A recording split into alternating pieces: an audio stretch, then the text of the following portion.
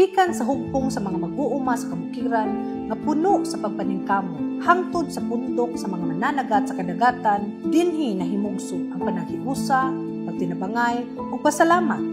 Paudyog Festival, sayaw pasalamat sa mga grasyang nadawat.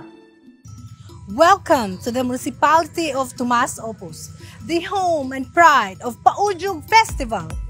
Usa sa mga programa sa lungsod sa Tomas Opus, mao ang paghatag og dakong pagtagad sa agrikultura, gikan sa pagpangandam sa kaumahan hangtod sa pag-harvest sa mga tanom. Ang mga kuha nga mga isda sa kadagatan maoy dakong kalipay nga diin nahimo kining pagkaon sa tagsa-tagsa kabanan.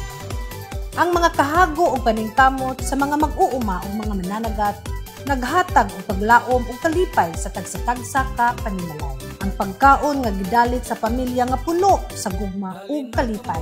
Tungod niini, kaming mga lungsurani, kinasingkasing nga nagpasalamat sa labawang makagagahom sa tanang grasyang nadawat.